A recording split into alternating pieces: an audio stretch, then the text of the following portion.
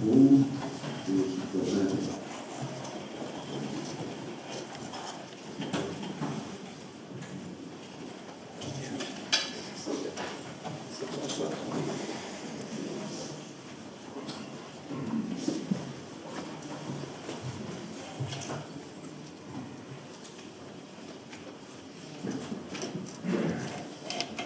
No, Is this the correct one or no? no, it's a presentation. It's 10 columns appeal.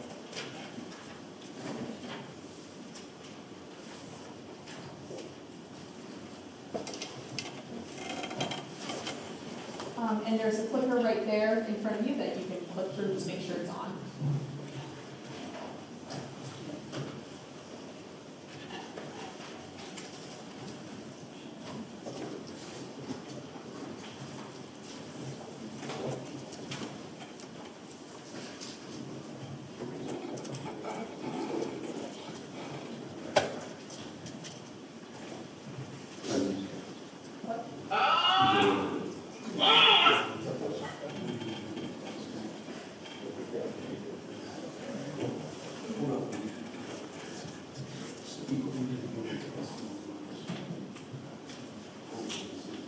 So we are going to sign the regular minutes.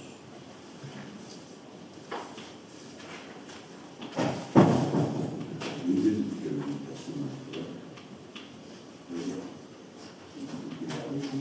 We had assigned 5 people.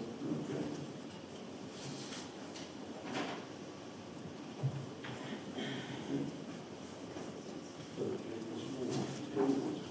It's a continuation, so the 5 people that's at before us at now. Which means that, Ed, you were not here at that meeting, so you're not on this list. Okay, go ahead. Thank you, Mr. Chair, members of the board. For the record, my name is Jonathan Poloni. I'm a member of Senni and Associates of Brewster, and I'm here representing Save the Pine Barrens. We are here appealing from the issuance of zoning permit Z 2022-0040 for 10 Collins Avenue. Here's a representation of the project site, which is proposed.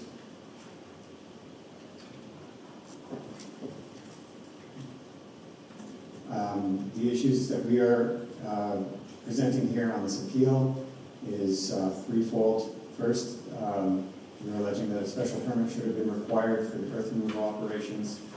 Secondly, we're alleging that because of the site clearing before site plan review, the planning board didn't have the ability to ensure adequate buffers and erosion control. And finally, that the manner in which the project has been presented is an unlawful segmentation of the project in order to get zoning approval. What this zoning permit allows is for the construction of a warehouse along Route 3. It is in the light industrial district. In order to construct a warehouse, the applicant is claiming that they have to remove 488,000 cubic yards of material. The total that they're removing is 521,000 cubic yards, but they'll be filling in 33,000, so that gives a net of 48,000 cubic yards. The zoning permit was granted with certain conditions that include all of the conditions from the planning board site review, and then 8 specific conditions for the building department. Just to review the earth removal standards, they are found in the zoning bylaw under Article 3. And for earth removal operations, generally you're required to get a special permit unless you meet certain exceptions. The exception that's pertinent here and that's being claimed is that the earth removal is occurring in the light industrial district and is necessary and incidental to a lawful end use which has received all the permits.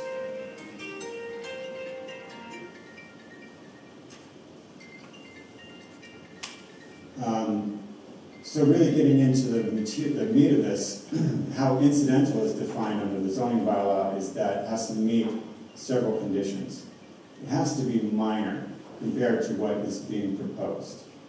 It has to be something that's commonly associated with the primary use, is necessary to carry out the primary use, doesn't conflict with the other intentions of this section. And the way that you look at minor is that the net effect of the earth removal is that the principal use is ensured, and based on, it's looking at the amount of material to be removed, the time period in which it's going to be removed, and the amount of money to be derived from the earth removal operations. And I think that's the significant piece there that I'll get back to in a moment. What's important to also consider is what happens when you are required to get a special permit. When you have to apply for a special permit, it gets you to a different place in terms of the review that's going on. And it's also significant here that this kind of review hasn't been included thus far. The first thing is that you have to identify where all your equipment is going to be on site and show that on your plan. You're also going to identify what the materials are that you're removing. You're going to identify the topsoil composition, the subsoil composition, and the depth of groundwater. And I think that's a particularly significant issue right there.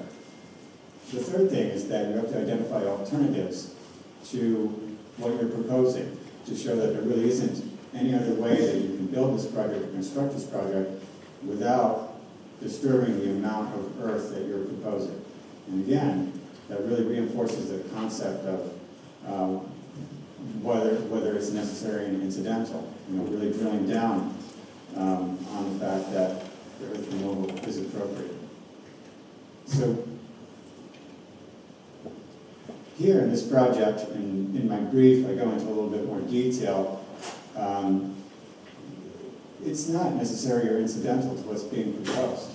The earth removal operation is not minor. This is a removal of a significant amount of material, of over 480,000 cubic yards of material from the site over a period of 2 years. There are cases that have come before this board that involve similar amounts of material being removed that this board has found are not necessary and incidental. And one case that I'll point you to that I refer to in my brief is the Old Colony Council Boy Scouts versus the Zoning Board of Appeals, in which the board found that the net effect of creating a cranberry bog through the earth removal was actually twofold undertaking. It was the creation of a sand and gravel quarry in conjunction with creating a cranberry bog. And that's exactly the case that's happening here. You have an applicant who is creating a quarry mine, albeit in a light industrial district, and then also creating a warehouse. You know, there isn't a sufficient connection between the two. I understand that there may be different standards that apply to light industrial. You obviously don't have the concerns over impacts of residential properties that you would want to mitigate through controlling dust and limiting the amount of truck traffic going back and forth.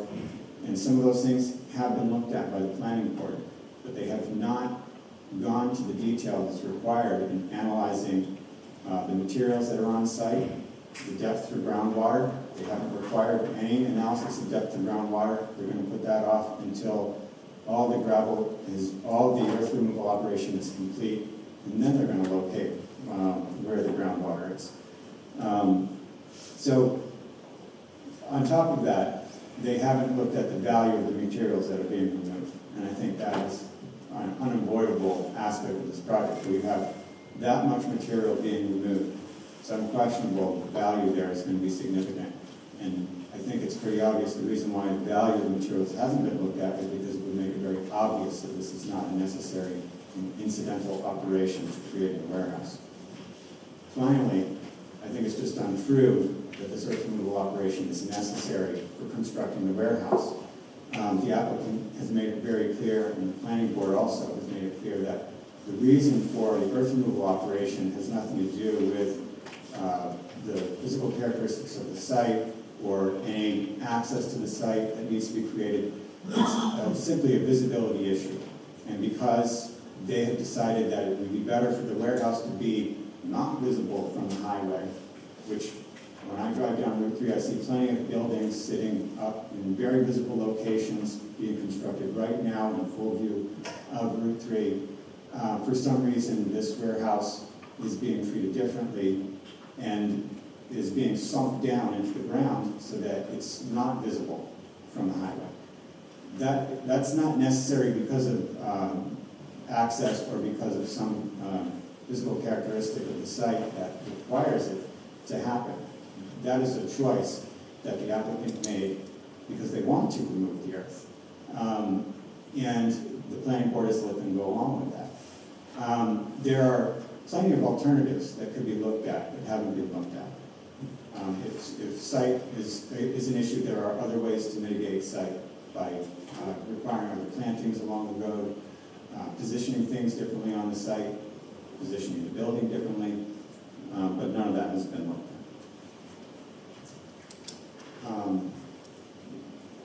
Looking at the second point about the inadequate buffers and erosion control, the salient point here is that the site was cleared before the planning board really had a plan to do the site plan review. This also touches on the last point that I'll make, but I'm just going to present some of the facts here. The original application was originally presented for the removal of 100,000 cubic yards of material. And this is the plan that was included with that proposal. You can see it's significantly reduced from the current proposal. This does not include building a warehouse. It shows earth removal on about half the site. And after this particular iteration of the plan was looked at, the zoning permit was issued in August of 2021 that stated very clearly no gravel would be removed. Based on that zoning permit, the entire site was cleared. This was a wooded site that had been proposed for some buildings, office buildings with no earth removal. After they got the zoning permit, the entire site was cleared, approximately 19 acres, and shortly after that, they started an earth removal operation.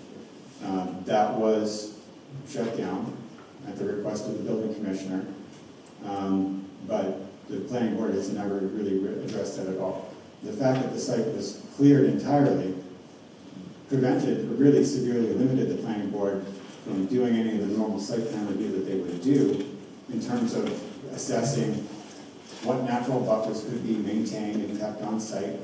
And I think it also feeds into their analysis on the necessary and incidental aspect of the earth removal operation that they eventually granted.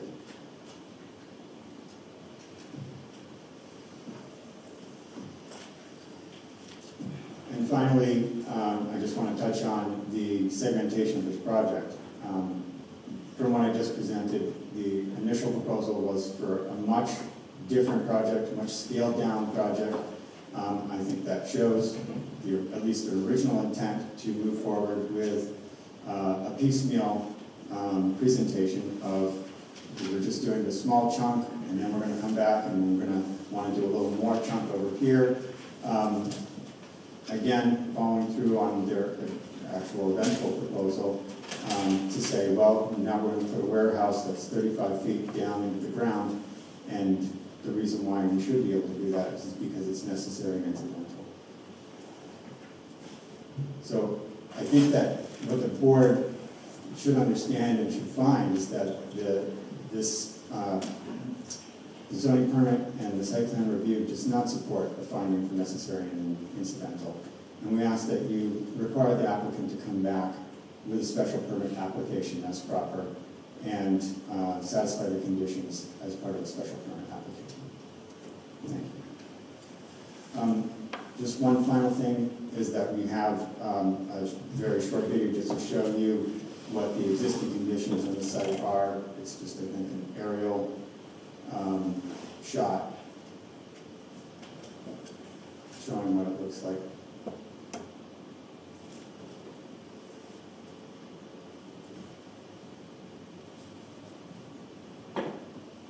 Just so you can get a sense of the scale of the operation.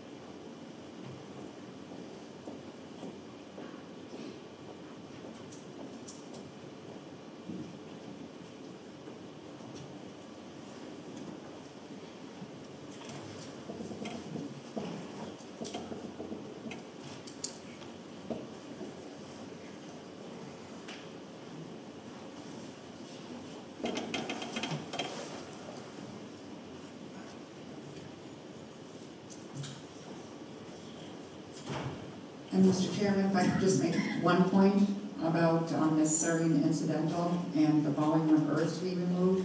So the planning board plans were based on 488,000 cubic yards of material to be removed and 70 trucks a day. And doing the math at 24 cubic yards per truck, which is actually a low number, that comes out to 16. I did the math. Okay, great. So that comes out to 500,000 cubic yards a year, and it's a 2-year operation. So that, by our math, would be around 1 million cubic yards, not 488,000 cubic yards to be taken off site.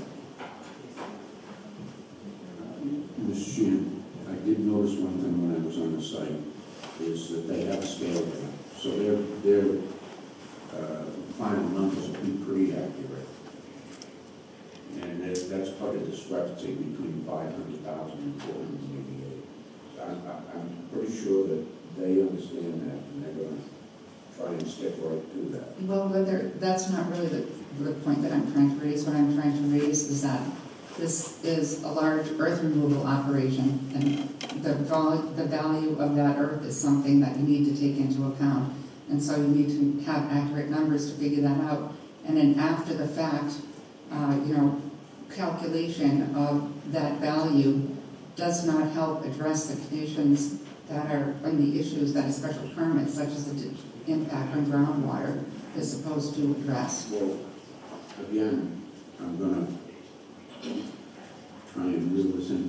We haven't determined groundwater or any of those things. And you're appealing the building inspector's determination.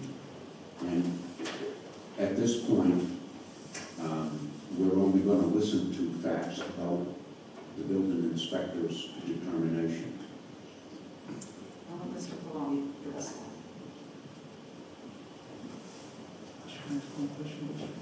So, Council, you had reference to brief. Yes. I don't have that brief. Did you not receive? I don't think so. So another board. The original, No. or the original, or?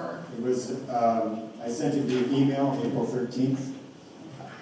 So I sent it in advance of the last hearing. I have a copy here. Then I must have given you guys a hard copy at the meeting. That's the one. I can email it to you. So we could make also. I got it.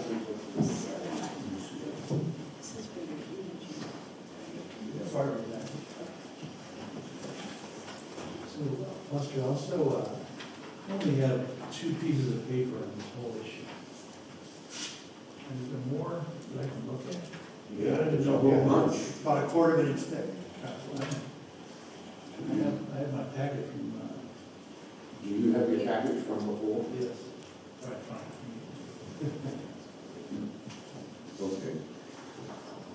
Go ahead. So I understand that we are appealing from the zoning permit. I think the reason that is the case is because there does not seem to be an avenue of appeal directly from the planning board site plan review. So we waited until the actual zoning permit issued so that we could appeal and bring this issue to your attention. Okay. And just to your point about the depth of the groundwater, it's clear from the planning board's findings that they have delayed those required tests until after the excavation is completed. That's in the planning board's findings that are referenced in the zoning permit. And that came at the request of the applicant, I believe, in the applicant's materials, which I could dig up and provide to you.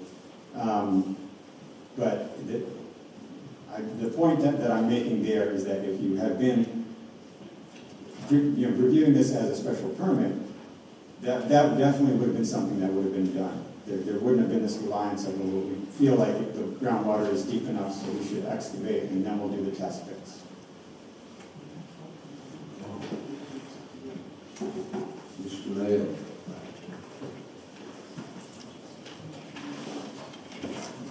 Do you have anything else to add? Happy to answer them. I have nothing further. Yes, Ms. Sheen? Do you- No, Mr. Chair. Mr. Mayor?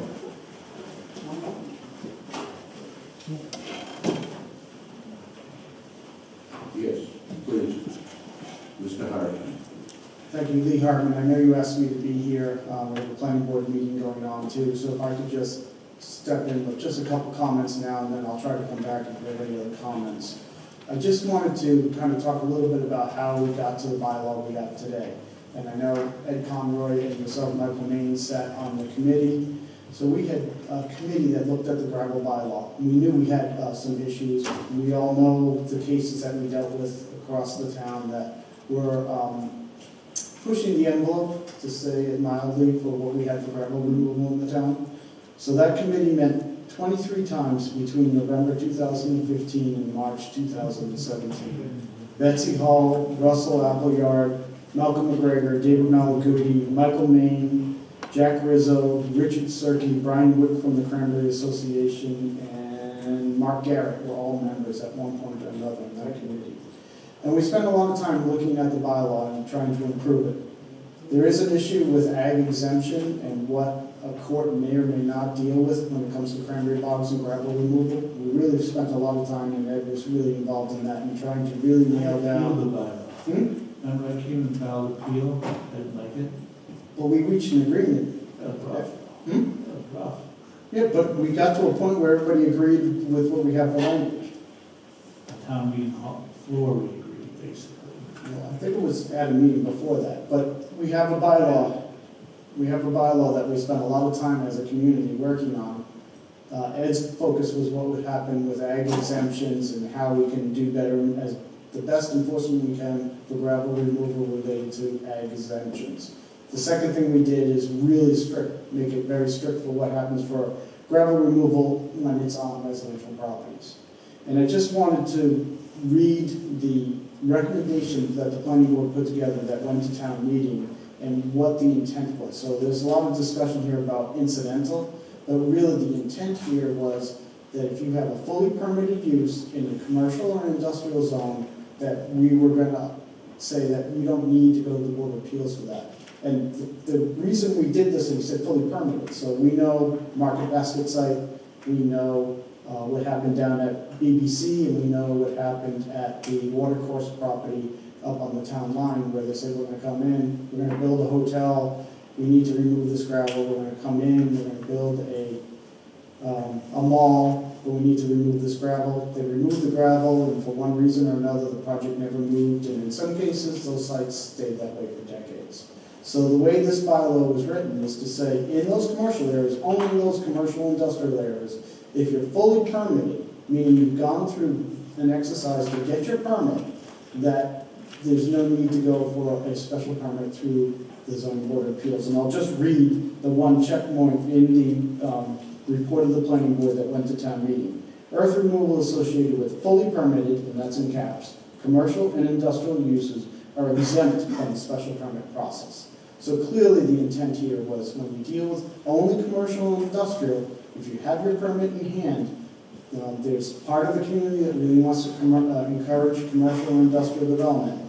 And so if it's fully permitted and you've gone through that process, that we do have, that we're going to remove that special permit review only for those commercial and industrial. So that was the intent of this bylaw. The word incidental that's in there really focuses on what happens in those ag uses and also in residential zones.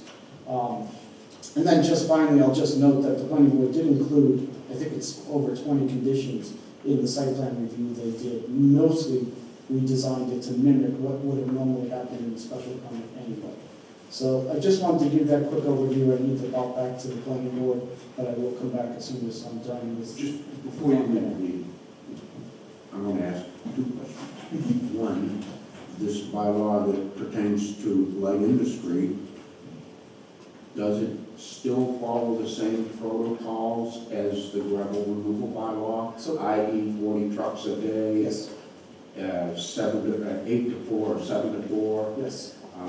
And all of that, I see none of that in these conditions. Yes, it does follow all of those. Well, I'll talk to Mr. Mayo. Yeah. All right, and I will be back. Okay, thank you. Mr. Mayo.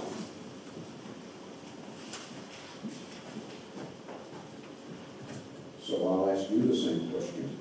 You read our gravel bylaw for the normal gravel bylaw, I'm not this light industrial one, correct? Correct. Or you've seen it, you know about it. Correct. We have some pretty standard conditions in there. And one of them is how many trucks a day can be run, what a truck route is, how they're cleaning the roads, and what they're doing for that. If there is any bus traffic, children and things like that, that's all in there. So I'm quickly read through the conditions because I'm very familiar with gravel removal conditions, and I don't see a whole bunch of that stuff in there. I don't see any amount of trucks per day. So that's in the bylaw. So whether this is written into any kind of permitting or it's in the bylaw, it's still required. It's still part of the bylaw, it will still apply. Still applies to any permitting that he's issued. We just read the bylaw and there was nothing in that bylaw. No, it's in the bylaw. He's reading the decision. So he's reading the planning board recommendation. So you're monitoring that. Correct. And I just want to make a point, if I may. I understand there might be some contentions over the number of trips a day and some calculations on how much gravel is going to be removed if they take advantage of that. That's the maximum number they're allowed to do. That doesn't mean that they're going to actually do that. So if they get to their 488,000 cubic yards of gravel sooner than 2 years, well, good for them, right? So they're allowed a maximum number of a day. That doesn't mean that they're actually going to do that. So it just gives them a 2-year period to get to that 488, but they cannot go over a certain amount of trips a day. Okay, so 40 trucks a day is about 1,000 yards, correct? Correct? Using a dump trailer. And 5 days a week, that's 5,000 yards. 488,000 divided by 5,000 is 97.6 weeks. That's more than 2 years. How long does this permit go for? So the planning board recommended that they don't extend over 2 years. So in that situation, if they need to extend beyond that, we would look to extend some permit for that. Okay? Yes. Mr. Mayor, Lee indicated, you've indicated it's in the bylaw. So the enforcement of those components of the bylaw are done through your monitoring. So how is that monitoring done? Can you kind of walk us through a typical monitoring in a situation like this? Yes, so it's actually a good question. So in this situation, the applicant has actually agreed to pay 10 cents a cubic yard for all the gravel that's removed off the site. So part of our monitoring is through that. So at the end of every month, I believe it's the end of every month, they actually submit their logs of how much gravel's been removed with a check to the planning department, to Colleen Kelly and one of the town planners. She organizes that, and she monitors and keeps track of how much gravel is coming off of that site. We actually have a staff member, and that's part of that position that was created. That's part of one of her direct duties in her job, is to monitor our gravel removal. So the board and other sand gravel removal operations understands how a petitioner with their permits will agree to a certain amount of money per yard, and we set that up and they have to do that. But they go through your department notifying you of how many yards they took out. Correct, on a monthly basis. On a monthly So basis. I believe the contractor, I think it's Lopes, who's doing the gravel removal here, they report to the, I know about it, Colleen keeps me. Is there any other type of monitoring, like going out and looking at the conditions or the circumstance? Is there any other monitoring that's taking place other than keeping track of what is being financially contributed to the town in that manner? That's a good question. There can be periodic inspections on site. Other inspections that are in the area, we'll have inspectors swing by to just keep an eye on the site for erosion control. These types of projects, especially this one, the owner's been good to keep us in the loop on what's going on site. So there is some communication there. Do you guys keep track of that activity, logs, or anything like that? Unless it's a formal inspection that's requested, not not so much, but I'm happy to do so if Okay. you feel that's needed. Thank you. David? Not at this point. I have another question. How high is that cut? What's, Which one, on the high side towards, by the height? it's a different How elevation. deep? I think the maximum was around 35 feet, I think, but it kind of, there's some distance from the property line at one point too. It tapers a little bit, so Okay. I wouldn't know that off the top of my head. And how close to the buffer zone do you going to allow that to go? So the plan that you have in front of you, I don't know if you guys received a copy of that plan, that's the plan that was approved. We have not. So, and just part of the discussion that came up prior to, I think it was prior to the planning board hearing this, is that this site does not actually abut a residentially zoned district.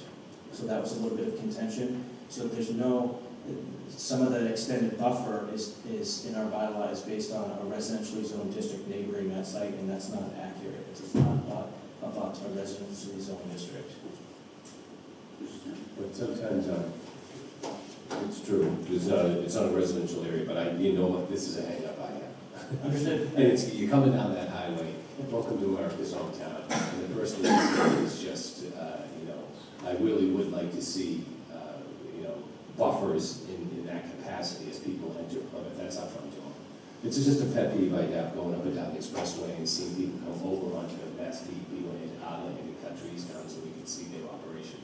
This is not happening at that location, but I do see this neglect of the buffer up and down the expressway. But, in these areas, we don't have any language that existing now.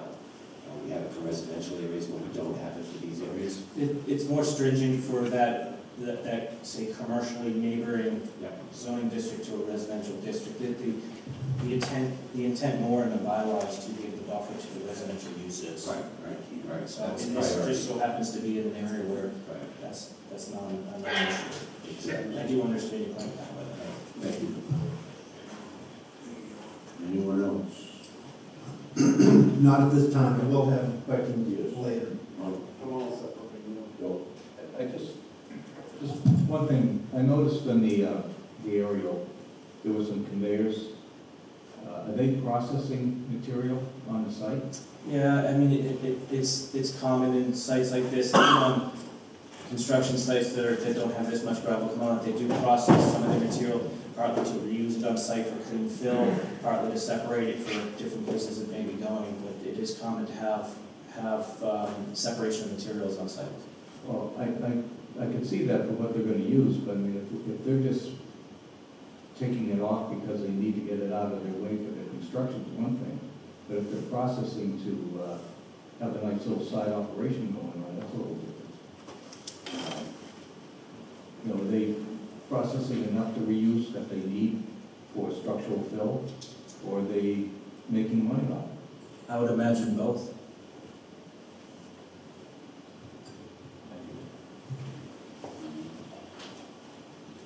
Okay, if you've got anything else, Mr. Mayor, would you like to?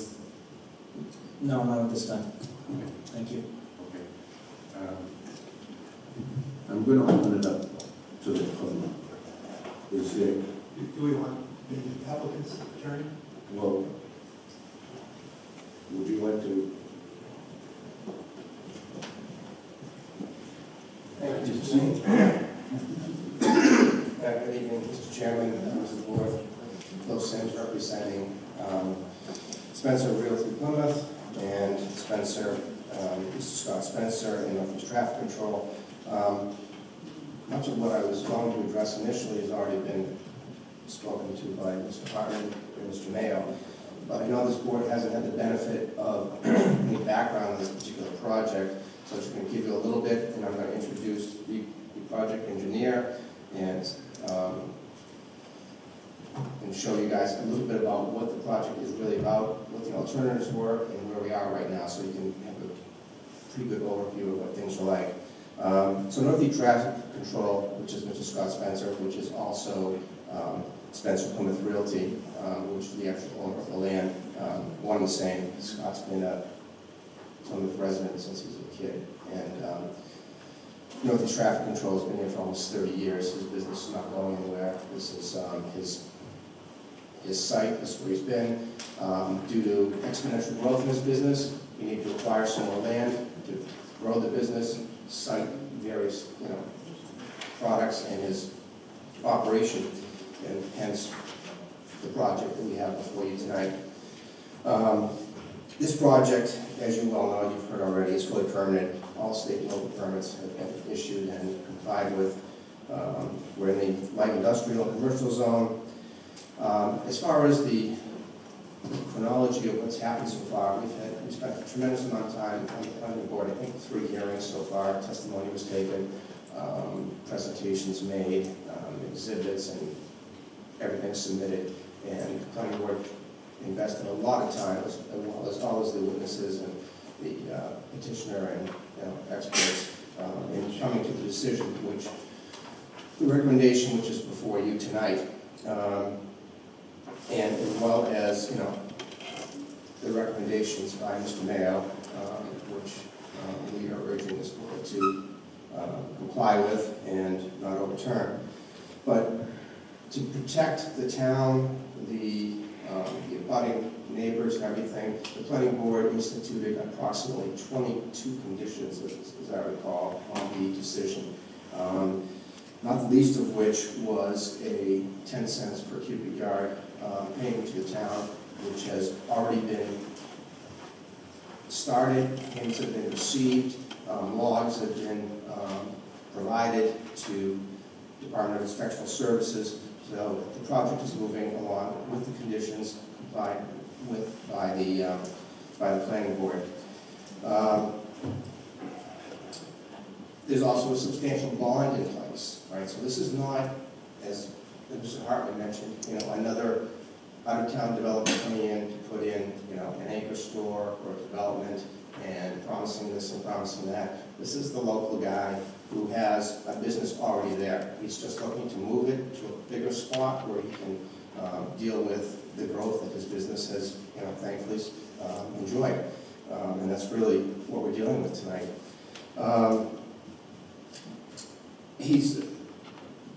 As far as the petitioner, which is, say the Prior Variance Committee, they made a number of allegations which we have determined are either improper, incorrect, or not relevant as issues before this board. I'm assuming at this point you've had the benefit of receiving Mr. Poloni's brief, as he says it, everybody has that. So the allegation that the project has the clear purposes of earth removal, entirely separate from the use of the site as designed, is just unfounded and baseless as far as we're concerned. The earth removal is not just necessary and incidental, it is essential, and it's allowed for by the bylaw. When you see what we're going to present to you briefly, which won't take too much time, but the topography of this particular site would not allow the construction of this 137,000 square foot building without the earth removal. And to your point, Mr. Cohen, your hang up on the visibility coming down Route 3, this is particularly addressed to that particular issue.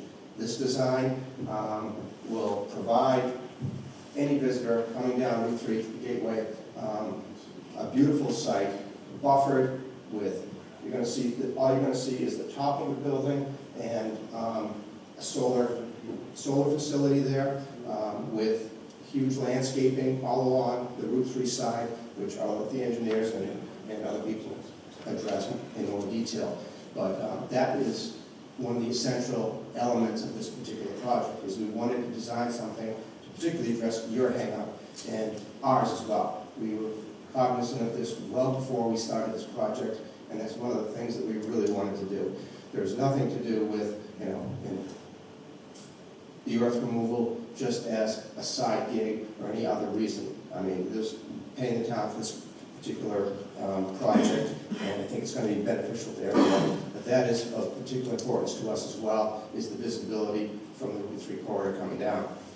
A couple other things I want to mention before I introduce the rest of the group here.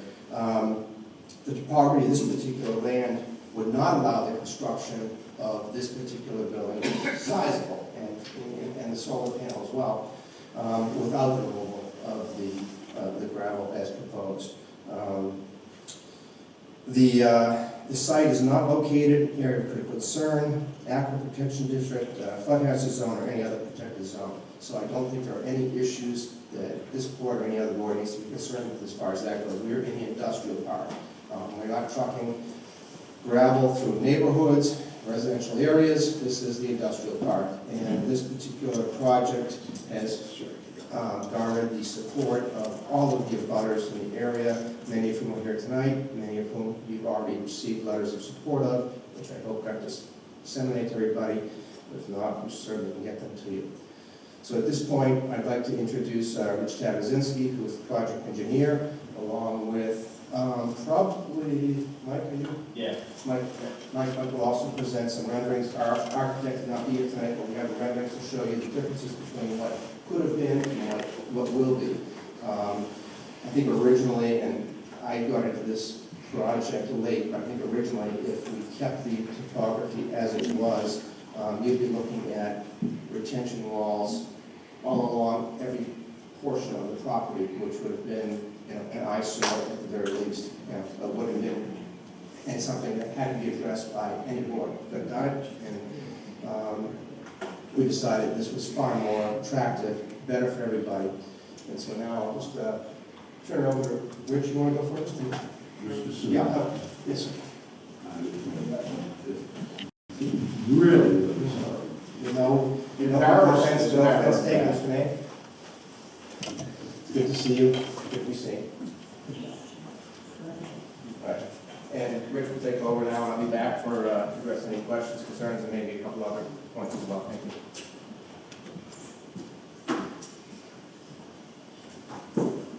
Good evening, Rich Tabazinski with Atlantic Design Engineers. I just wanted to briefly go through the site plan a little before you, answer maybe a few questions about that were brought up originally here, and hopefully alleviate some of your concerns.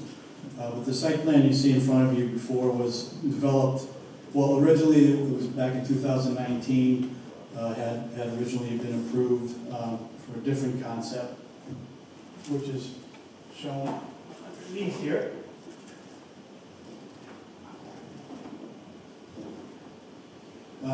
But the same exact building, only with some additional parking, some loading areas, and a little bit less property that was acquired after this particular permitted plan or project was approved.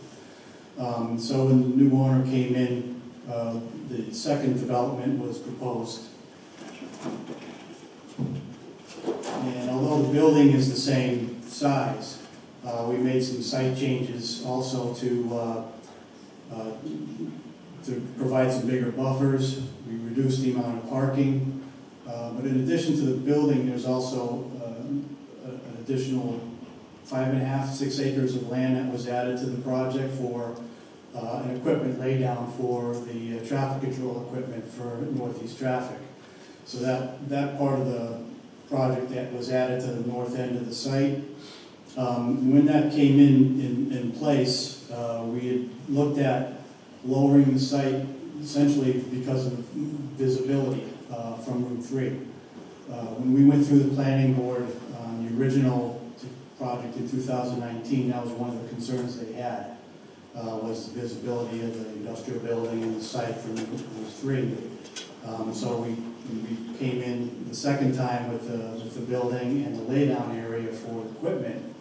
That was the main focus of our redesign, was to lower the site sufficiently so that visibility was diminished and reduced significantly. Just to give you some numbers, the road grades right on Route 3 ranged from elevation 155 to 165. And so we lowered the site to pitch floor of the building about 132. So which is, again, 20-something odd feet below the grades of Route 3. In some instances, more than 30 feet below the grades of Route 3. So that allows the site, and particularly all the traffic control equipment, to be essentially below the grades of Route 3 and not visible. And so as you can see, between comparing the two plans, we're providing some additional buffer. The planning board required, as part of their conditions of approval, a 4 to 7 foot berm along Route 3 to further screen the project, and also some enhanced landscaping. In order to get the grades down below to where they are, there's going to be some slope work, as you've probably seen a portion of it that's been already completed, but there needs to be some plantings along that whole stretch of Route 3 once the project is completed, and there'll be a berm there to further screen the site from Route 3. So that was the primary focus of why the grades are what they are. There was some talk about groundwater. There was information that was provided to the planning board back in January. We looked at regional groundwater maps. The groundwater levels on those regional maps are about elevation 90. The lowest portion of our site is at elevation 125. That's the bottom of the stormwater basins. The majority of the site is going to be at approximately elevation 130. So we're 35 to 40 feet above groundwater. There's not going to be any impact to groundwater as a result of the project. The stormwater system for the project was reviewed and approved by the DPW in their engineering department. The planning board also made some conditions to enhance the stormwater even further with some addition of rain gardens on the site. The developers going to have to do that. That's going to be part of the design, as part of the conditions of the approval.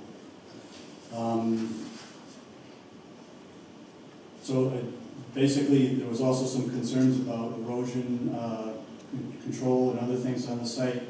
There's been a stormwater pollution prevention plan put in place, and the necessary filings with the EPA under the NIPD's stormwater construction permit. That's all been put in place. There's been an erosion control plan that was submitted to the planning board back in January. That was part of the approval.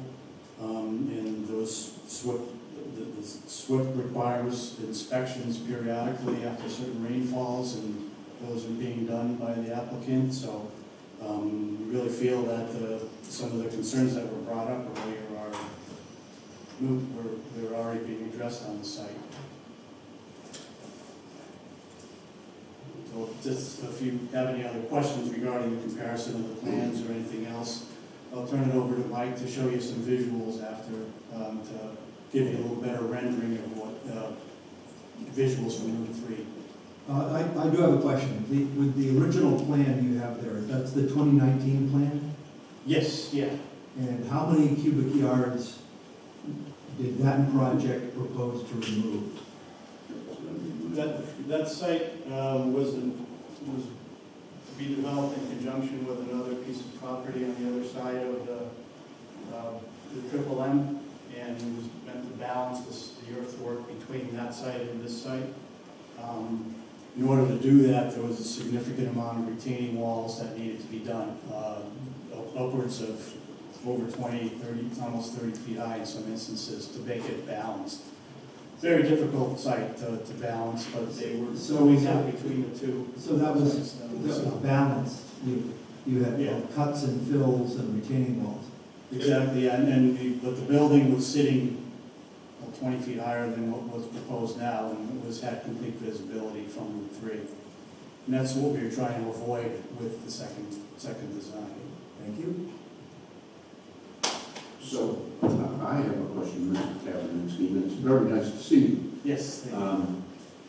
That second piece of property that you're talking about behind the Triple M's parking lot, yes.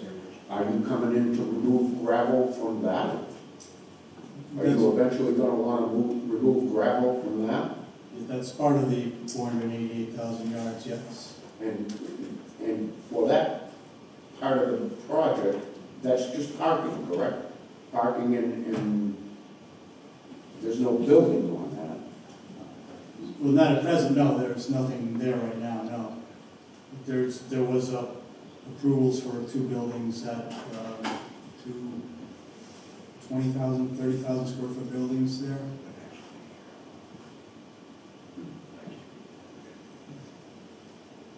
Yeah, you can see the two buildings that are shown here.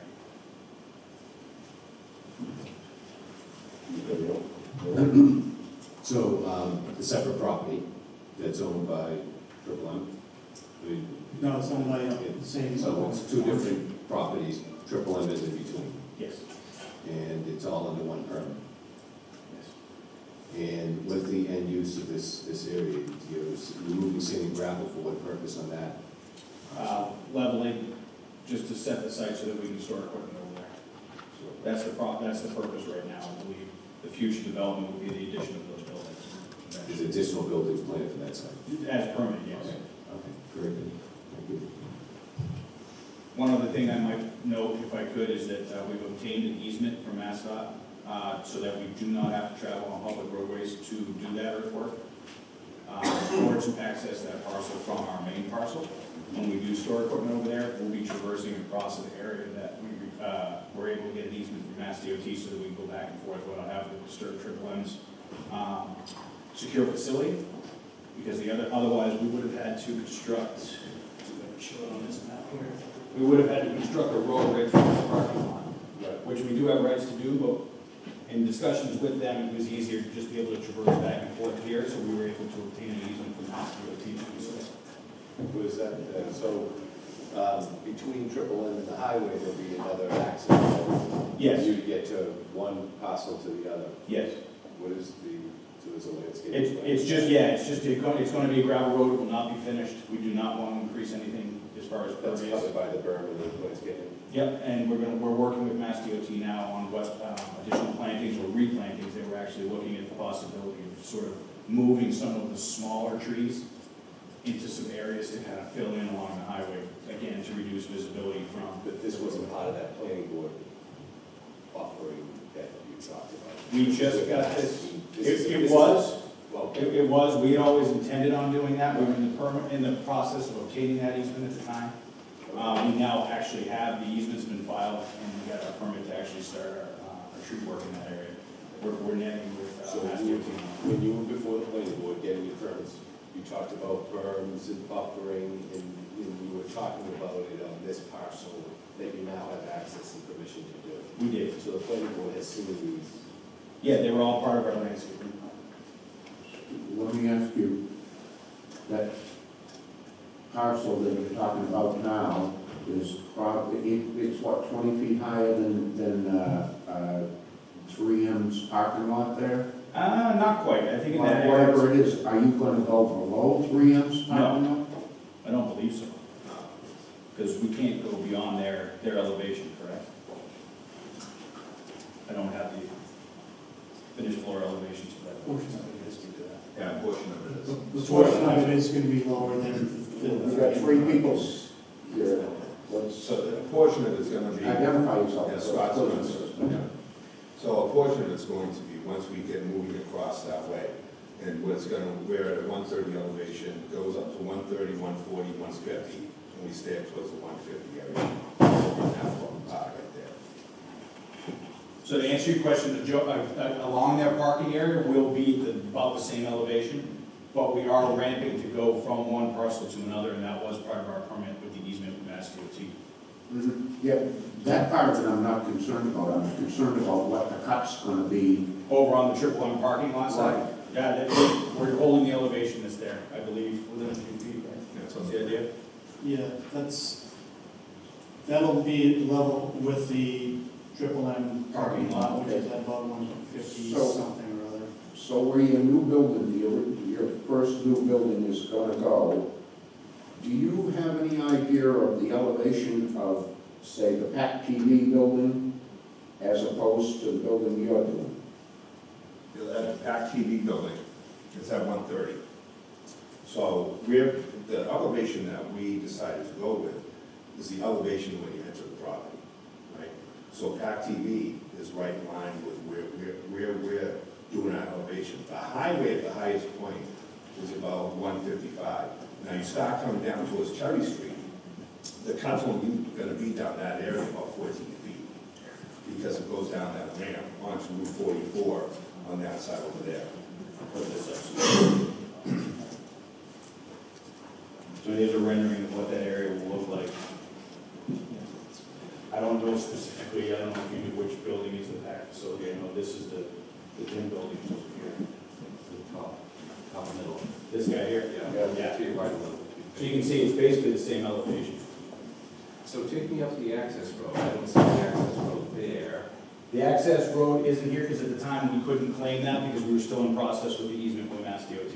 So this landscaping that I see along the highway, is this? A lot of it is this plan, I'm assuming this landscaping plan was presented, I'm assuming this landscaping plan was presented to the planning board when they approved this, so they had something. I didn't see anything. It was in here. Yeah. We're working with Mass DOT to fill in the gap because that's their property and we have to do that through them. Planning board doesn't have purview. That's all state property. So we're in the process of working that out right now with Mass DOT. So no, nothing was shown to the planning board then? Not for that area because we had not. That's what I was asking about. I was trying to get some clarification on it. Has anybody seen what you have planned for this dirt road that's ramping up to the other lot? Yeah, no, right now, what the planning board has seen is along our frontage only. The stuff that's here, we're working with Mass DOT to try and keep as much of that existing vegetation as we can. We walked it with their representative 2 weeks ago. So we're in the process of working through that now. But again, they share the same concerns. They don't want to sort of clear cut that area and not have coverage. They want to keep as much of the natural vegetation as buffer as we can. In fact, we had actually offered to augment that with another landscape mound. But again, we're working through that part of the process now with DOT.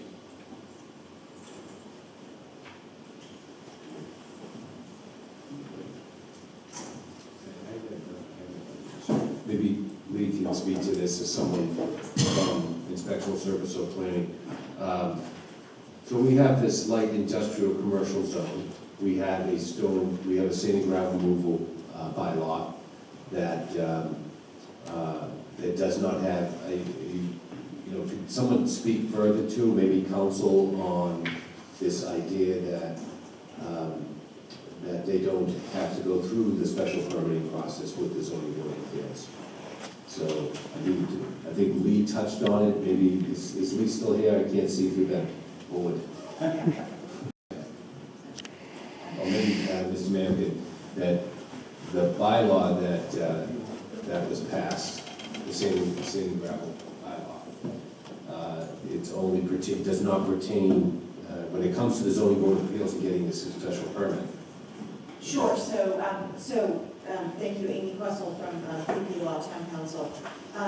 So it's the building commissioner. If the building commissioner makes a determination that the earth removal is occurring on property in light industrial and is necessary and incidental to a lawful end use, which has received all required local and state permits for the use and which end use has been fully designed. So therefore, the building commissioner has to take a look at what the end use is, and is that end use fully permitted, which here it's a warehouse and parking, is the earth removal necessary and incidental to that use? So, in my opinion, there's not a lot of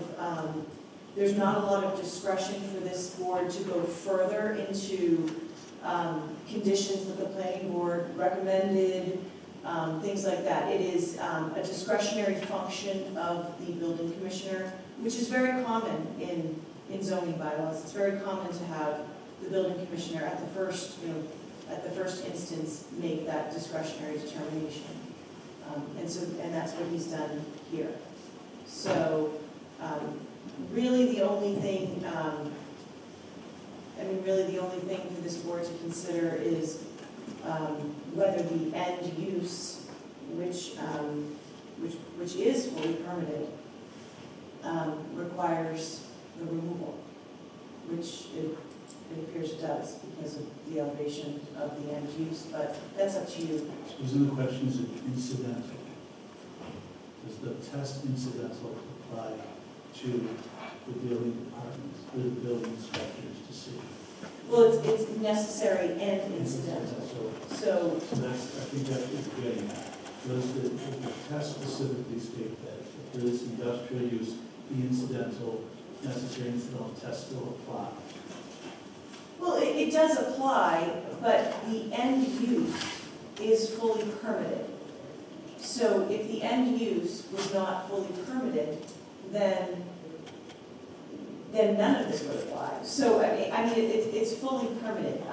So, for example, there was a comment or a point made about a prior plan that had no, or did not have as much earth removal. Well, the building commissioner cannot take that into consideration. The building commissioner can only take into consideration what he has before him, which is, we have a use, and that use is fully permitted. Does that use require that they remove this amount of material? No, go ahead. So the question is, should they have gone and got an earth removal permit in addition to this use is the question. No, the building commissioner makes that determination in the first So and instance. that's why they're looking to possibly appeal that. Correct. So your point is the removal of the earth incidental and necessary for this use? So that's what the whole case is about. And this board has to determine whether 500,000 square feet is necessary and incidental to this use. And if we think it is, then we go along with the building inspector. If we think that this should have its own permit, that they're using this to make money off of, as compared to just incidental, then we would not approve the appeal. And they would have to then go through the special permit process, or I think we're not even there yet. I know, but Mike, I was getting this other thing where, the same ground removal bylaw, it being a light industrial commercial use, do they have to come before us for a special permit? If we declare that this is, it's not as or is it? No, it basically, it's if the building commissioner makes the determination that, and then there's, there's one and there's two, or little I, little double I.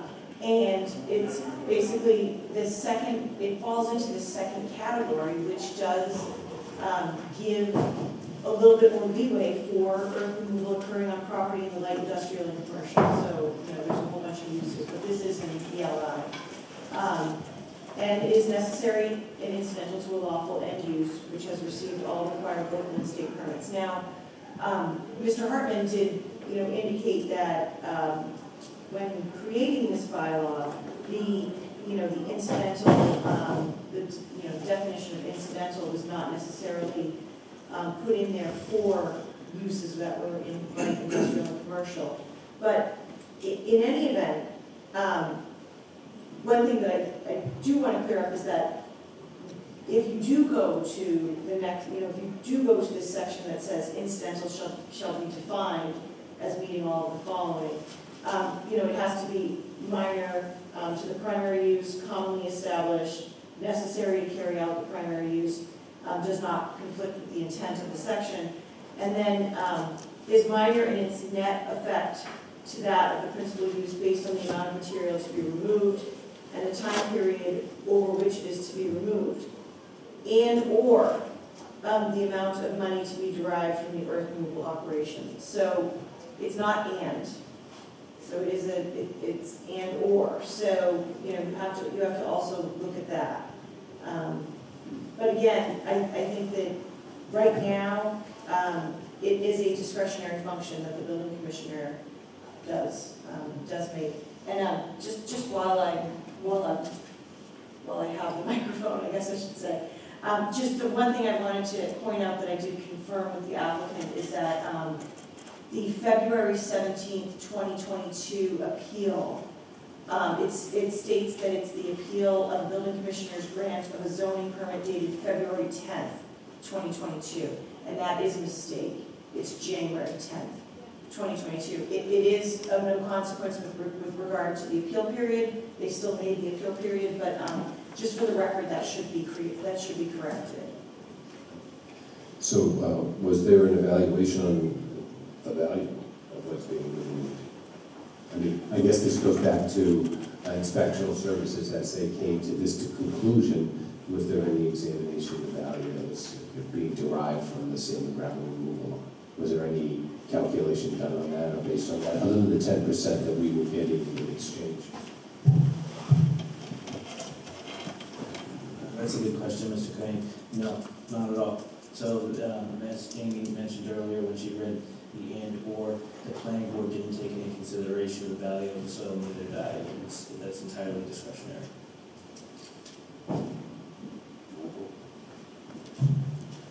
So my understanding of this whole thing comes down to this, okay, so the building commissioner makes a decision that it was incidental. Well, first of all, they're entitled under the zoning committee that first to take down the trees. He has the right to put that building, it's a lawful use for that industrial, light industrial. Next is, okay, so the building commissioner makes the decision, it's incidental or whatever, for the gravel permit. It goes to the planning board, is our check and balance, is that's what they're basically there for. And if they decided that, nah, it's not incidental, they send it back to him saying, this has got to go to the zoning board of appeals. My opinion, for us to insert our opinion over another board, duly elected board, and they went through this whole thing, to me, this pushes me on board. That's my opinion. Then why is it here before us then? Because it's an appeal before us. I'm just saying. Because it's almost like it's unappealable to us. We've been asked to And take this under we can consideration. assert We could. jurisdiction, if you will, over the two of them, but, you know, the planning board, the duly elected board, Right. heard this, Right. and they backed the building commission, basically, they said, okay, we don't think it needs to go to the zoning board of appeals. And so both made that decision. So it really goes back to the bylaw itself, how it handles light Right. industrial. And to be honest with you, if they don't like the bylaw, that's time to change the bylaw, but that's the way the bylaw states. Okay, the bylaw reads it one way.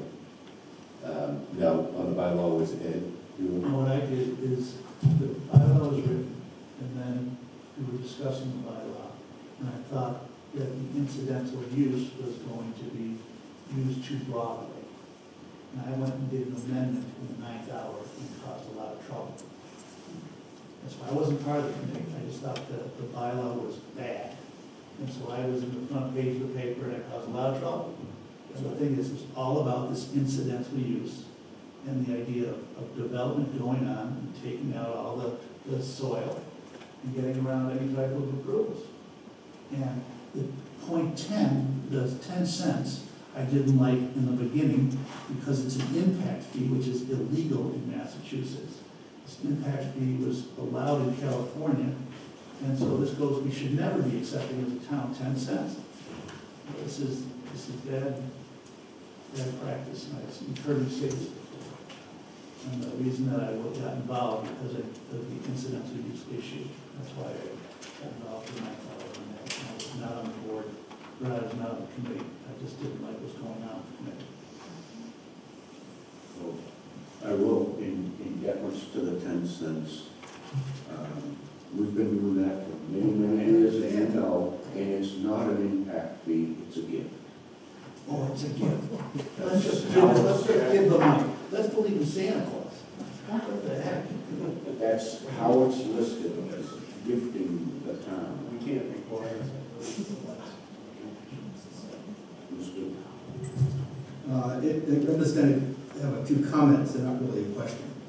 My introductory comment is, for the last 3 or 4 months, driving by on Route 3, I see and my family ask and other people ask, what in God's name is happening there? How come, the town isn't reviewing it? And of course, here we are learning about it, but it's, I said, well, it must have been some as of right use because, it's happening, but it is pretty dramatic. Now we have this in front of us and we don't have plans, so we can't, judge, design or whether it's been a good design or bad design. We might in fact agree it's a good design. It's in here, but I liked in the picture the solar canopies over all the parking. That's a great idea and it probably appealed to the planning board. But I will say, this feels like the lowering the site feels like a pretense to take out gravel.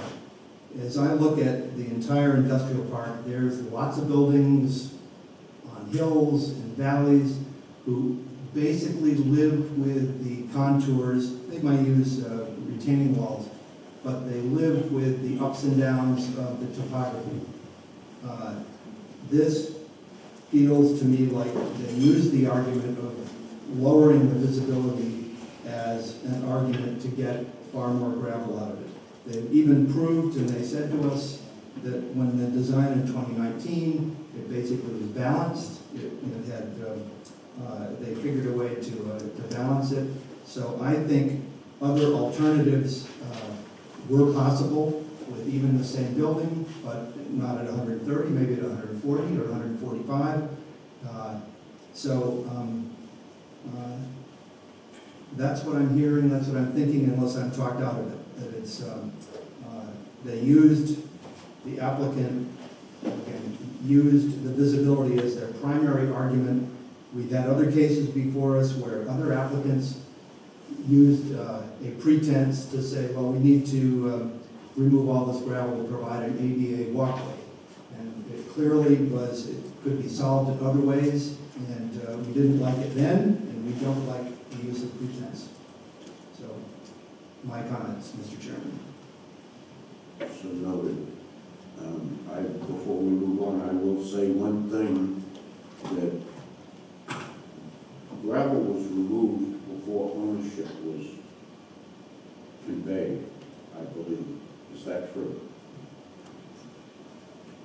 I think Meg might be able to speak to that more on point, but I understand that some steps were undertaken before. And I don't think the gravel removal was undertaken before they owned the lot. I'll speak. No, the record is clear that they used the prior owner's plans to go to the building inspector, but the closing, I believe, was August 16th. I think the permit was given shortly after that, and it was shortly after the zoning permit was given that they clear cut and started to remove the gravel, even though the zoning permit said no gravel removal. But there was no gravel removal under the prior owner. Okay. Give me something. No, I'm happy to wait. I wanted a chance to rebut some things when. Okay, you will have that chance. Mr. Hartman, can I ask you a question? In the writing of this bylaw, this light industry bylaw, is there anywhere in there that in this case that they showed that there was no alternative, that they looked at all the alternatives? Or is it even in the bylaw that they have to look at alternatives? So again, I think those provisions all apply to what we do if you need a special permit.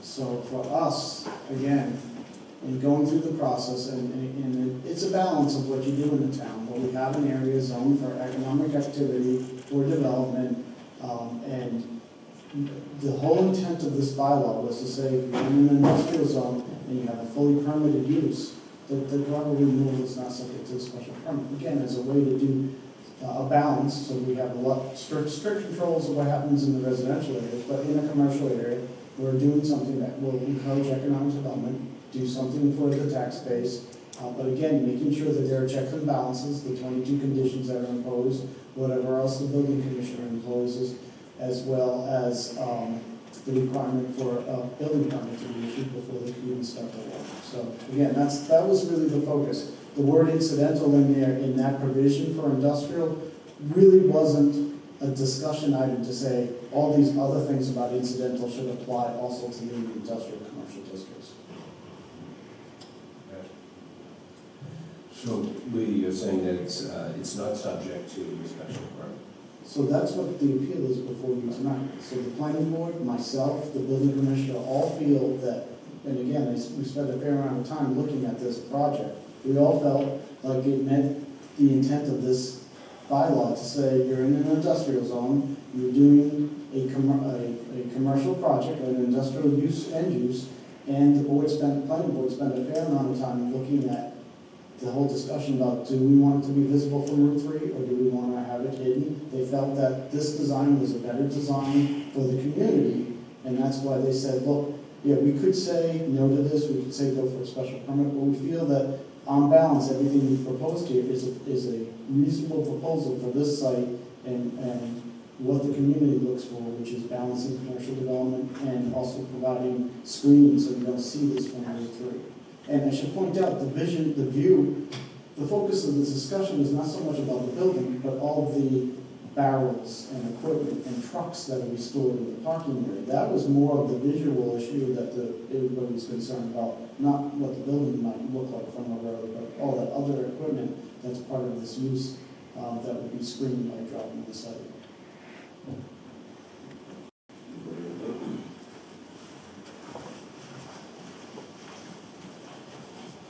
Okay, now I'm going to open it up to public comment. Is there anybody in the audience that would like to speak in favor of this petition? Yeah. Listen, my name is Shay Spencer. I also work at Northeast Traffic Control, and just kind of touching on the point of, is it incidental? I would argue it is. We own about 50,000 of these drones here. I don't know if you guys really, when you're driving down the street, you see retro-reflective material. That's the stuff that's on the signs. That's all the, the things that go around about the drums. It comes right back at you. That's all you see. Now, if you go by this site and you see 50,000 of these along the message boards, arrow boards, a lot of them that are 20 years old, that's not going to be pretty. And then with this whole solar thing, we're going to be able to hide a lot of this. So, thinking about what do you really want to see, I don't think this is really a pretense.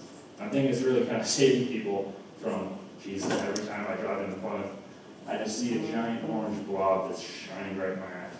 So, I don't know if you want to see all of these and 20-year-old equipment that gets pretty much beaten up every single day, is on the highway for a year straight. And some of our equipment is 15 years old. It's rusted, it's old, but at the end of the day, it does its job, it stays on. It helps alert drivers that it's, as you're going to a construction zone. All of our equipment is meant, their sole purpose is to attract your attention. When you're going down the highway, you want to be able to see, look at, these are all the drums, this lane is closed. You want to be able to see that there's, there's a work zone. This is meant to protect people, to draw attention to the driver to go away from that site. Now you're going to have every person that's driving into Plymouth, if we don't drop that site, looking at 50,000. Let me ask you something, Mr. Spencer. Yes. How tall are those barrels? They're 3 feet. 3 feet.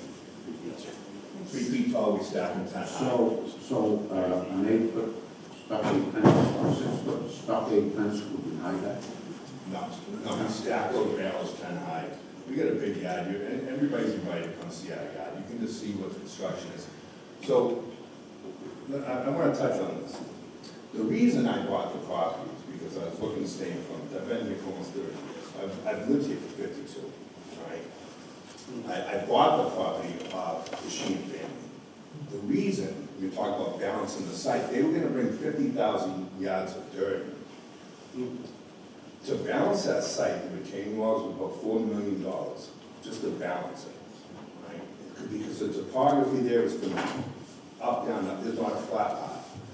So we, in talking to the town, talking to different people, we came up with a way, a mechanism to make that site that has sit stagnant. I'm not the first person that got the opportunity to buy this site.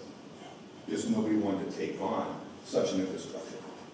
But I wanted to stay in Plymouth, because we've outgrown our space next to Quintos. So this was the only place available to us. So we took on the challenge to stay in the town. So what I did is I made a commitment that if we go and take out the dirt, we're also going to add that whole solar component, you know. And so everything kind of works together on the site for us to stay here to make the site work. And that, I believe, that's the incidental part. Because nobody, like you had mentioned before, nobody's going to want to see, I own the ugliest company in Massachusetts. You're not going to want to see it. Yes. My future boss just told me, you know, so.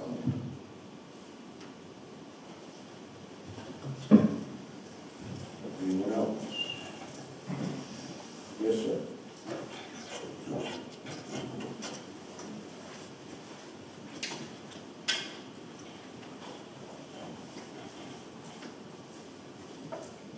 Your name?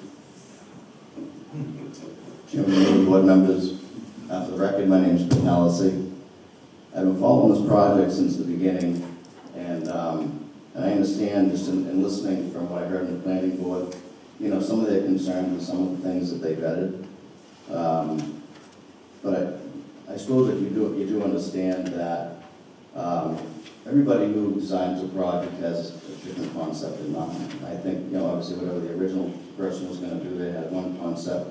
I think what Mr. Spencer did had a different concept, and just watching it and following it, and obviously, when I raised in Plymouth there myself, I think that having that, all the barrels and everything would be quite unsightly. And I think if you look at the industrial park, and you look at Camelot Park, and you look at Colony Place, I mean, there has been millions and millions of gravel taken out of all of these projects, and they've all been successful projects. You know, I don't think you can do a project without being successful, without making it the way you want it. You know, this is a good project. It seems to fit him. He's complied with all the regulations. I think the planning board did a really good job at really screening it, taking everything into consideration. There was great dialogue. There was great insight by everybody. And I think it fits him. He's been here all these years. And the other component that he has there is he'd like to design some flex space also as a part of this. And that's one thing that Plymouth struggles with. There's not a lot of flex space in Plymouth. And I think that there's a real demand for that. But I think it seems like, and I live on a road, I live on Black Cat Road, which dealt with gravel trucks for the last, ever since I've lived there, all 20-something years of it. And I hated it then. I hated it in a residential area, and I can see why the buffer concerns, you know, obviously exist, and for good reason. And I think I've spoken before about it. But this industrial park, there's been millions and millions of yards of gravel extracted out of there, you know, since the beginning when Ed Santos and them designed it back in the beginning. And this is kind of the last almost piece of the puzzle, I think, over there.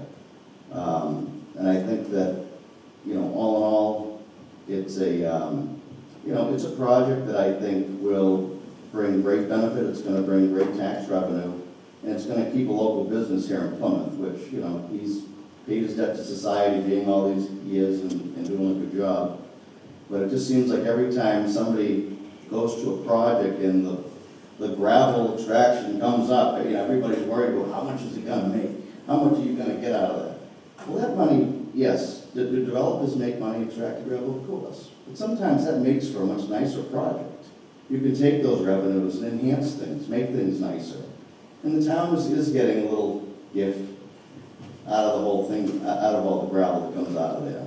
So, you know, I suppose as you know, I see the different arguments, but I think in the long term, this is it's a great project, and it's probably the tail end of gravel extraction for that industrial park unless, you know, something should change. So I just wanted to convey that. Thank you for your time.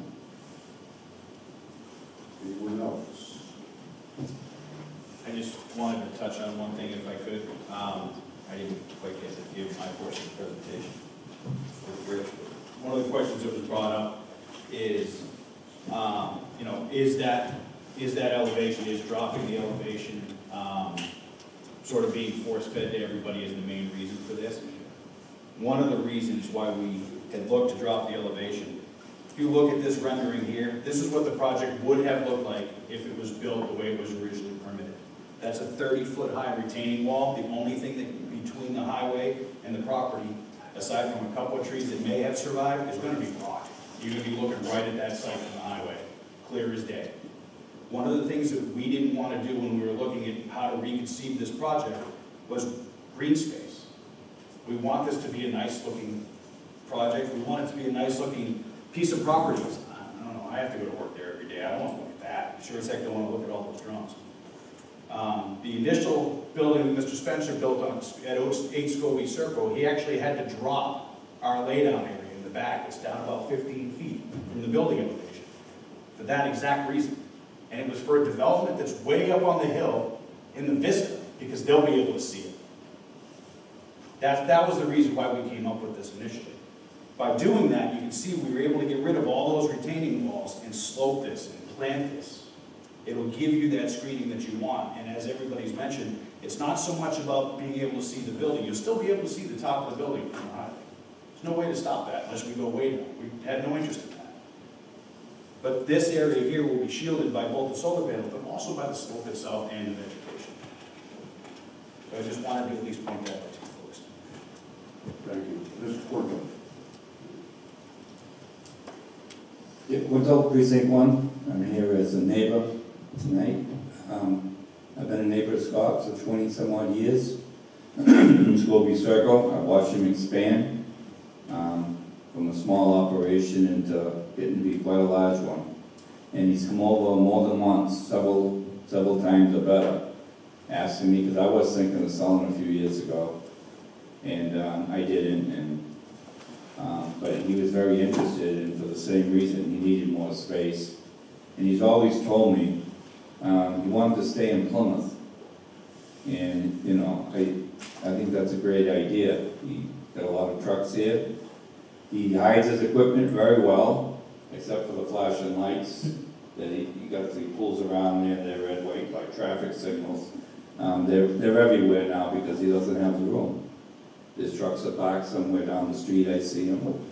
And, but he's been a good neighbor, never had an issue. And I hope we do the right thing in the town. From what I've seen tonight, I think the horse is out of the barn as far as that goes. I see a screener there. Actually, the town just bought a screener at the last town meeting for about $500,000. So we'll be seeing the town screener here and there also. I also have no problem with the Sheehan family. I worked there in Sandy Drive till they moved to Kingston. My grandfather was an employee there for 20, I don't know, 40 years, 50 years there. They're all good people, but I believe this project needs to move forward. And I really hope you don't appeal it for the wrong reasons. Thank you. Thank you. Anyone else to speak in favor? Is there anyone that would like to speak in opposition? Seeing none, other than go right ahead. Thank you, Mr. Chairman. So I just want to touch on a few points that have come up. And I'll start with the comments made by Mr. Hartman. And I think I get the feeling that Mr. Conroy is going in the direction that I think is correct, which is that whatever the intent of the individuals in drafting these regulations, and including a special area for the light industrial, they still use the language in that section, necessary and incidental. That language is used in the bylaw, and it's clear and unambiguous. Not only is it clear and unambiguous, they go and further define what incidental means for you. You don't have to think about what it means. You don't have to supply your own feelings about it. It's right there in the bylaw. It tells you exactly what incidental means. I understand that Mr. Spencer is a local guy, and that he's been in Plymouth for a long time. I don't think we're saying that he shouldn't be allowed to have a project. He owns the property, but he's got to do it the right way. And I think the planning board also needs to do it the right way. And that's why we're appealing to you here, because we think that things didn't go the way they should have. And this is an opportunity to correct that. Just because the building commissioner feels like it's necessary and incidental, doesn't make it so. The next step of including the site plan with the planning board, with all due respect, I think that the planning board, and I think that I've actually taken this from the building commissioner himself, the planning board is giving the advisory opinion now. It's not the other way around. It's not the building commissioner telling the planning board what he thinks, although he is telling them what he thinks. The planning board tells the building commissioner what they advise, and the building commissioner is free to grant a zoning permit if he feels otherwise. So if the planning board in this situation told the building commissioner they felt it was not necessary and incidental, the building commissioner still has the discretion that town council is talking about. But that doesn't mean that his decision complies with the zoning bylaw. And an appeal to you would still be appropriate to make sure that his determination of necessary and incidental is accurate. And Mr. Conroy is correct. That is the question for you tonight. You have to look at the bylaw, interpret the meaning of the bylaw, and apply it here. And this is not a special permit review. You do not have the full set of plans for you. This is a very limited appeal. It's just a simple question of what is necessary and incidental. I have a hard time understanding how the topography makes it necessary and incidental. You know, aside the visibility, they've gone through it, I think you understand that very clearly. But it's also clear from the planning board's review that in 2019 they approved the project that didn't have any earth removal in it whatsoever. Now, I understand that's a different project, but I don't understand the reason why all these cans and stuff have to be positioned right along Route 3 so that everybody can see them unless they bury them 35 feet down to the ground. That doesn't equivalent to me. You may feel different. I think that the visibility is a separate situation from the necessary and incidental.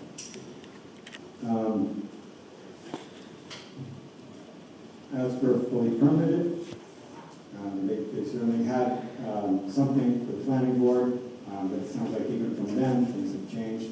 And I'm not going to, hammer on that too much, but we're finding out that Mass DOT has now changed some things here. So this project has gone through a lot of changes all along. But just to go back to that necessary and incidental piece, I think that's the real clear question for you tonight. It was late and we heard a lot of this same information over and over again, but I think Mr. Maloney had sat through the hours of planning board hearings that I had and the applicant and everybody else, and you would have seen the topography of the plans and everything else that goes along with it. You're down to this one issue, and he made a point of citing in his memorandum submission to you, he quoted the Henry case versus Board of Appeals, in which he said the use must not be the primary use of the property. This is not the primary use. The gravel removal is clearly not the primary use. That is the case that he cited. This is incidental and necessary to the project that we proposed. And with that, I would say we're here to review or to act on the decision of the planning board, which, as Mr. Leary mentioned, spent hours and hours, reviewing this, condition this project, 22 conditions, a thorough review. The applicant agreed to all of these conditions, and I suggest that the planning board and Mr. Naylor's decision to permit this project should be upheld. Thank you. Is there anyone else for the comment? One thing I wanted to add, if I could, and I neglected to mention this previously, in addition, for our reasoning for dropping the elevation of the site, Shay talked about drums and some of our trailers. We also have a substantial a number of flatbed trailers that bring in not only heavy equipment, but also large structures. We get large deliveries on the regular highway structures, things like that. If we had kept the elevation of this site such that it would have been a substantial grade difference to come up from where you were at Collins at Triple M's driveway to get to the finished floor elevation. That driveway would have been straight up, which would have been extremely hard to do with a piece of large equipment with a large trailer, given the differentials in grade. That was the other reason for dropping the site. Anyone else? Mr. Sheehan, do you have anything else? No. Okay, I'm gonna close this hearing, and we're gonna bring it back to the board for board discussion only. We'll start. Mr. Riccardi.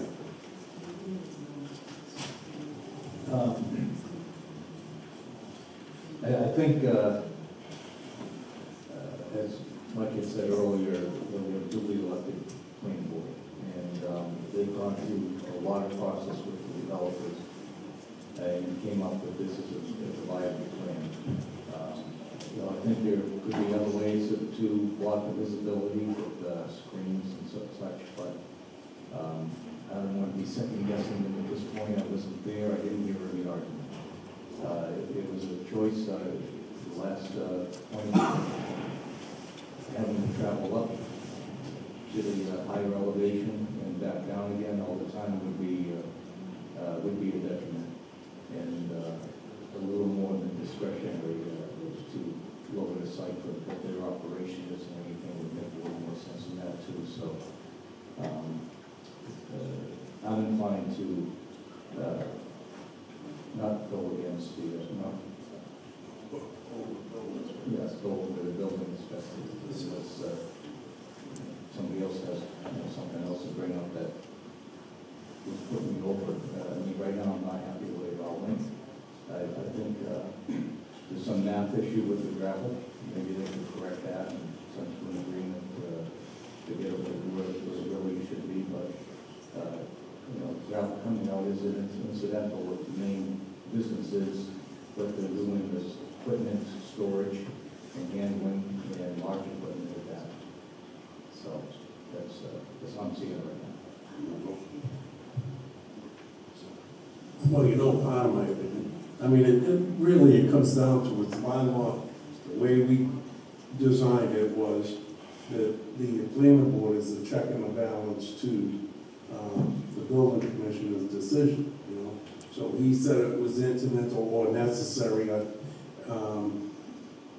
I don't know if I would totally agree with it, but on the other side, it was reviewed by the planning board, who is a duly elected board. They definitely went through the plans thorough. I agree with Mr. Halsey. I mean, everybody, you're looking at money side of the coin. I mean, geez, they all do it for sure for the money, including the bonds. On the other side, that's not a bad thing. Do I think the gravel removal was actually makes a better site? Yes, I do. I actually think it being lower, it does make it a better site. And again, I don't see why I would want to put my opinion over the duly elected planning board. So what makes me smarter or better at it than them? My honest opinion is, I think I could have came to the same decision. So I'm not willing to overturn myself. Can I ask Michael, can I ask my question? No.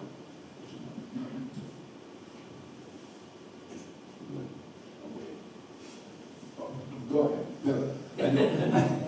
No, but don't we, the planning board advises us when we get their recommendations, but don't we sometimes disagree with them?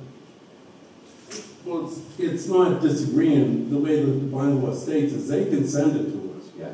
They can say to the building commissioner, no, really needs to go before us. That was the question.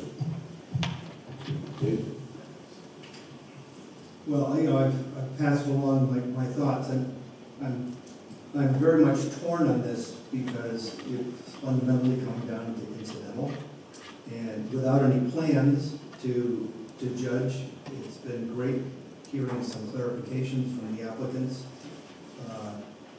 I happen to think if it had come, or might I say, if and when it comes to as a special permit, I might be very much inclined to approve it, but it doesn't feel incidental to me.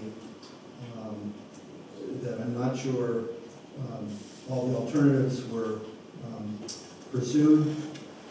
I'm not sure at this point if it meets paragraph or section 4 of our current bylaw, which outlines all the requirements, even if it's approved in the LI zone. So my vote at this point would be to overturn the building inspector.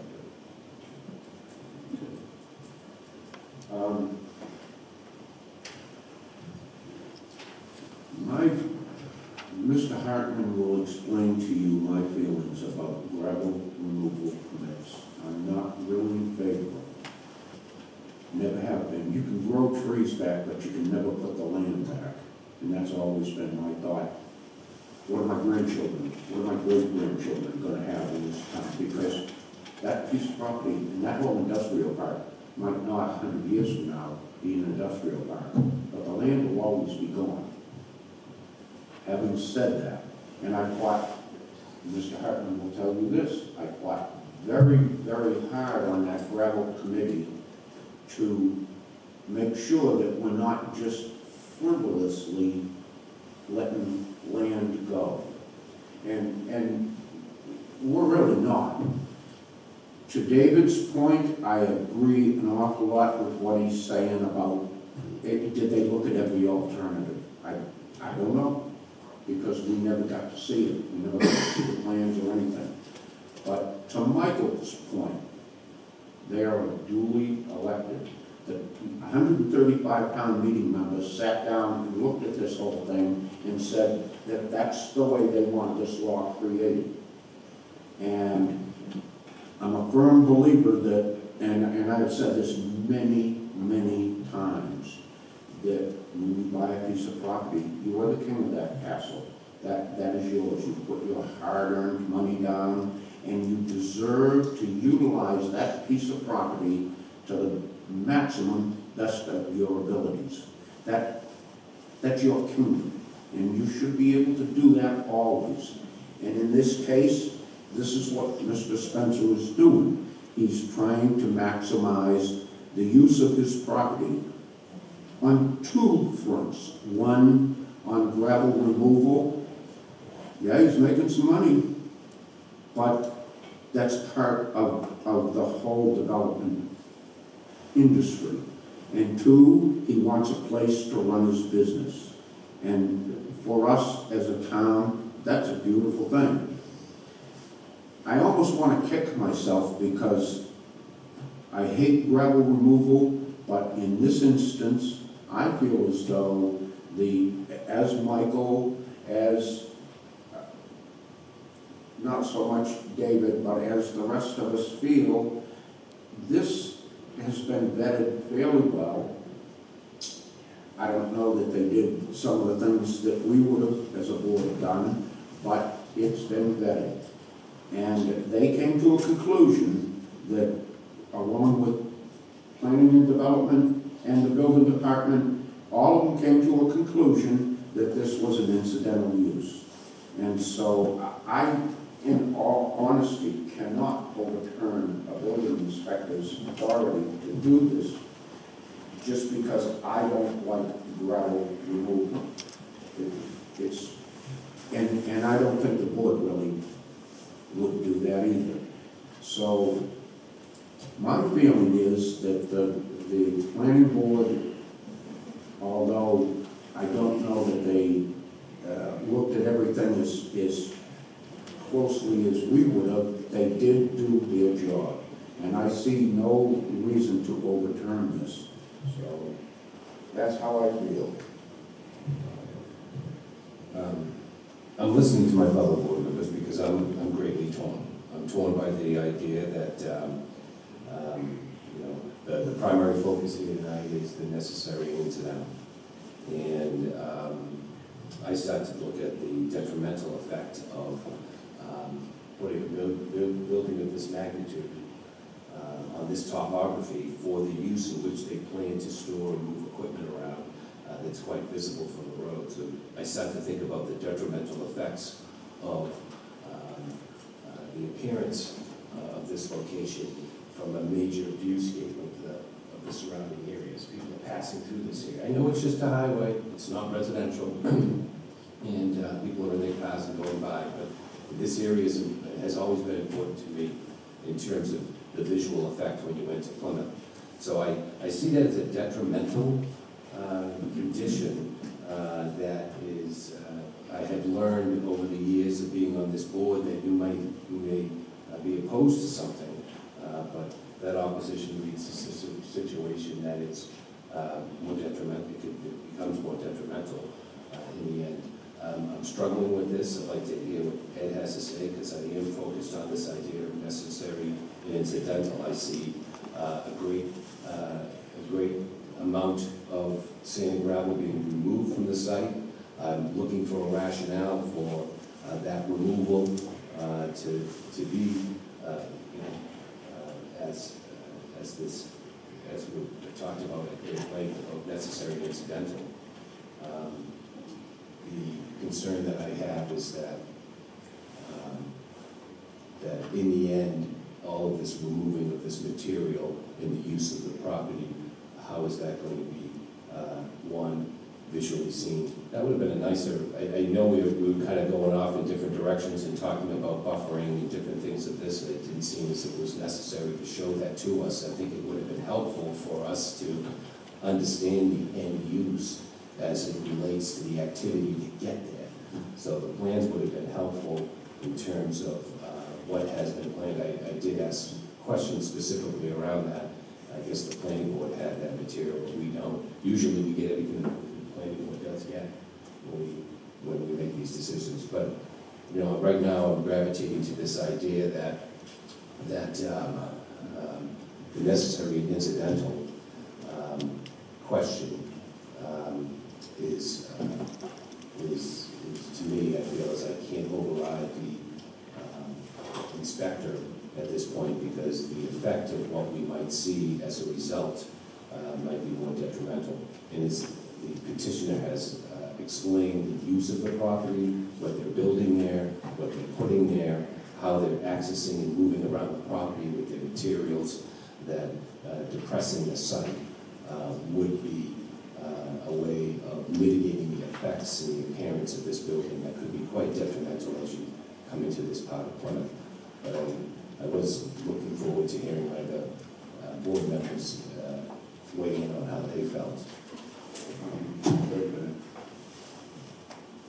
Unfortunately, Mr. Conway is not seated on this case, and this is for seated by us at this point. Unless, I'll leave it up to the board, should we allow Mr. Conway in this discussion? Well, I was always under the impression that if there's a board member, we could ask. Not once it's closed, it's only this 5 million we have. And that's the actual rules, but on the other hand, if the whole board feels as though Mr. Conway's input would help them in their, can't do that. No. Yeah, I'm sorry, Mr. Conway, but. This happens all the time. I don't speak special law. So, Anyway, you've heard most of the board's feelings. I'm going to ask town council if we cover all bases.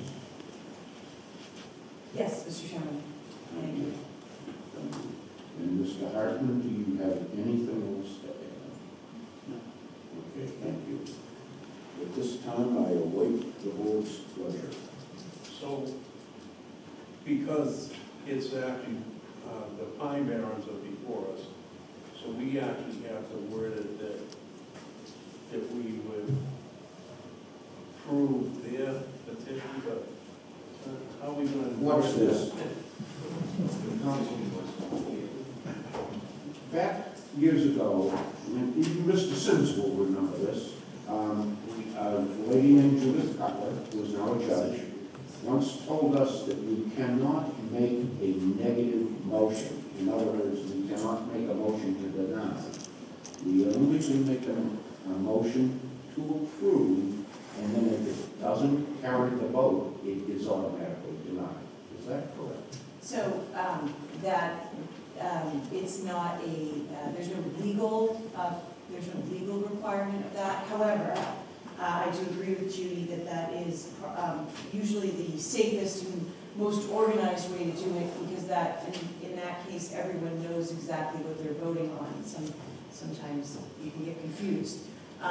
But, in instances like this where it's a little bit out of the ordinary, the positive motion would be to overturn the building commissioner's issuance of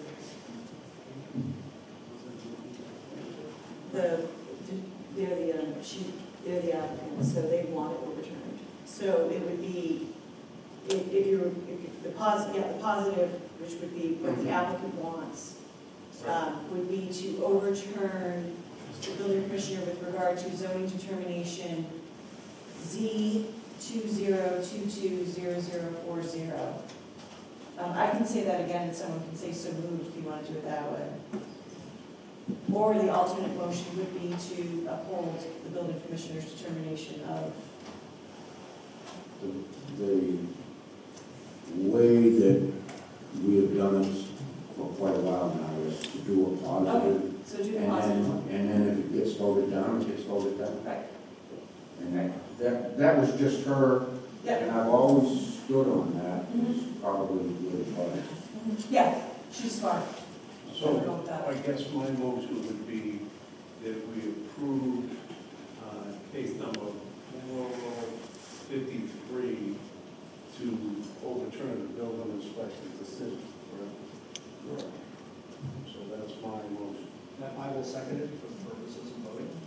Okay, so now that the board understands, first, this has to be at least a 4 favorable vote in order to pass this. This is not, this has to be a supermajority vote. Okay, so that everybody understands that, because we're being asked to overturn something, so it's a supermajority vote. So with that in mind, all those in favor of overturning the building inspector's determination? Okay, one vote. All those opposed?